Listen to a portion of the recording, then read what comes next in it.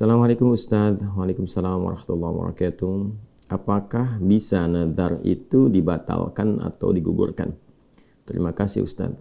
Nazar, apa itu nazar? Ya, kita definisikan dulu ya. Apa itu nazar? Setelah itu baru kita masuk kepada dalil, lalu hukum menjawab pertanyaannya. Nazar itu adalah satu kewajiban yang dilekatkan kepada diri yang sebelumnya tidak ditetapkan oleh syariat ya dalam kewajibannya. Maksudnya seseorang mewajibkan kepada dirinya sendiri yang ketentuan kewajiban itu pada asalnya tidak ada dalam syariat ya, tidak mewajibkan kepada dirinya sebagai hukum umum, tapi dia melekatkan itu kepada dirinya sendiri untuk melakukan sesuatu. Nah, bentuk nazar itu ada dua ya. Satu, kewajiban yang dibenarkan secara syariat dalam ketaatan kepada Allah. Yang kedua adalah bentuk kewajiban yang dimaksudkan kewajiban dia mewajibkan pada dirinya sendiri maksudnya, yaitu mengerjakan perbuatan yang bertentangan dengan nilai syariat atau secara bahasa syariat disebut dengan maksiat.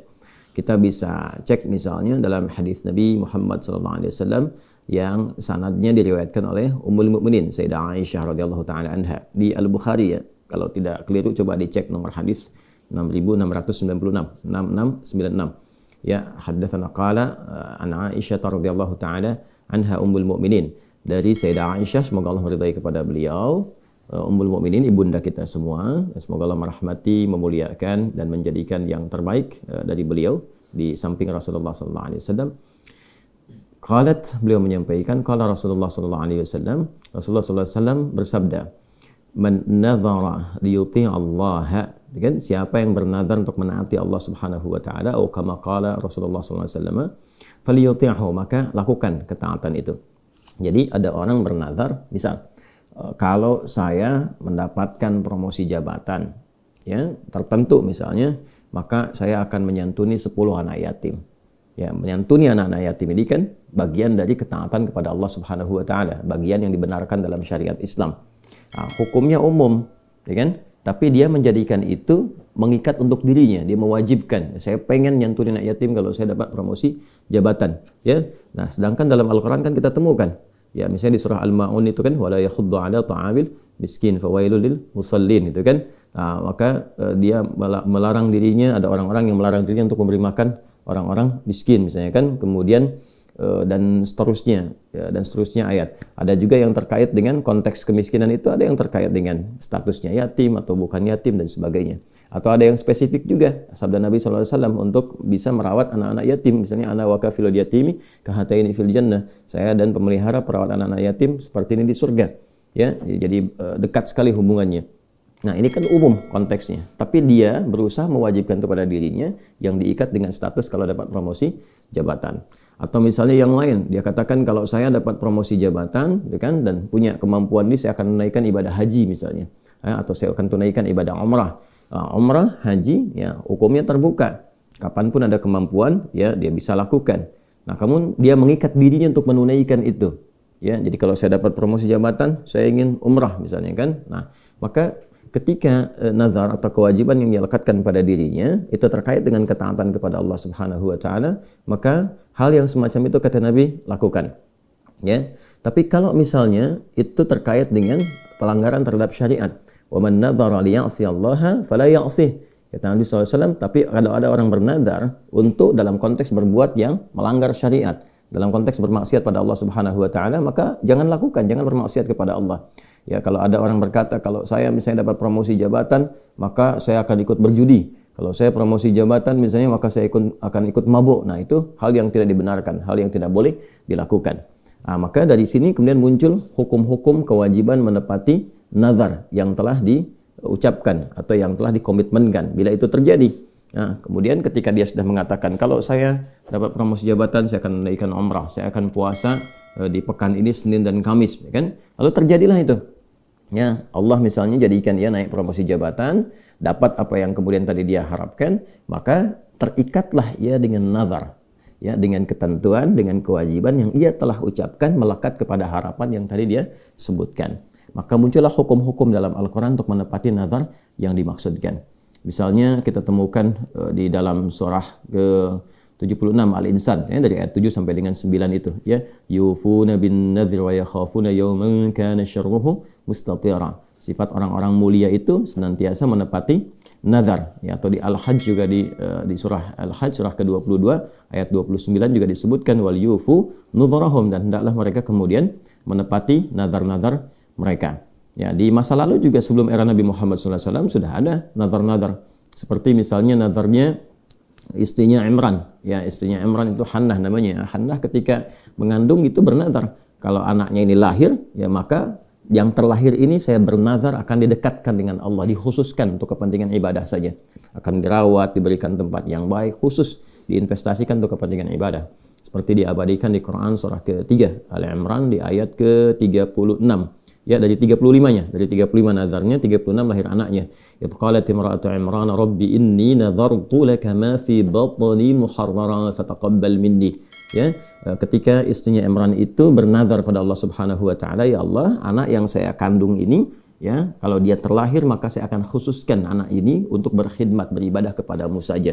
Bahkan nanti setelah ia lahir di ayat 36 itu falamma wada'at faqalat rabbi inni wada'tuha untha wallahu a'lamu bima wada'at wa laysa dzakaru kal untha wa inni sammaituha Maryam wa inni u'idzuha bika wa dzurriyyataha minasyaitonir rajim. Jadi ketika terlahir anaknya, maka lahir perempuan, dari situ diberi nama yang sesuai dengan harapannya.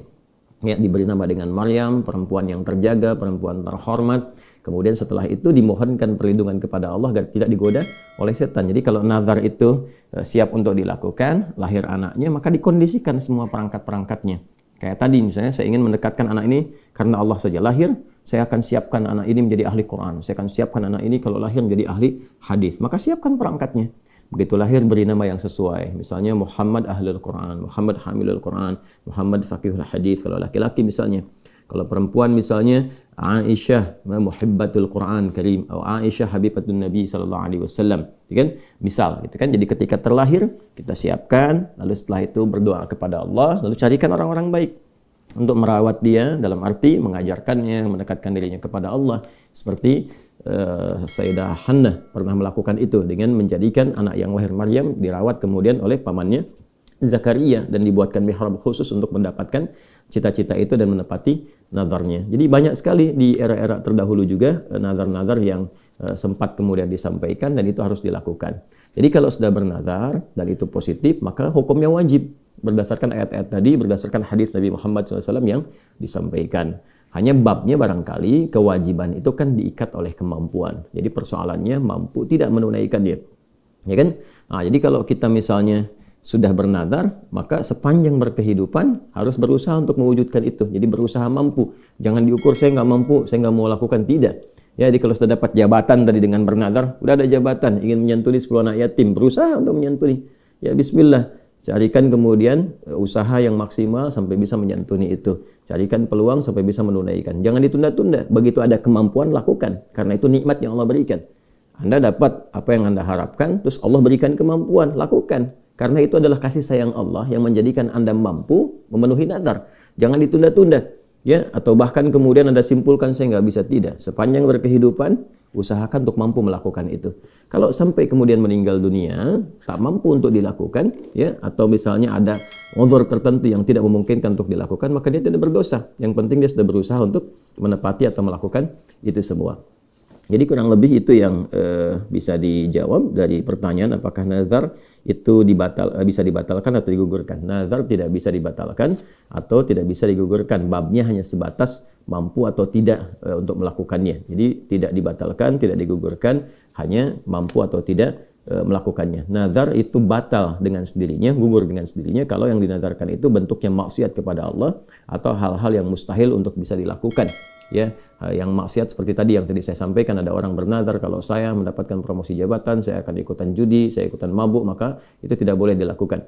Atau yang mustahil untuk dilakukan, ya, kalau saya dapat promosi jabatan, saya akan terbang ke bulan, ya kan itu nggak mungkin ya untuk bisa dilakukan terbang, ya bukan naik pesawat atau apa yang atau membebani diri sendiri.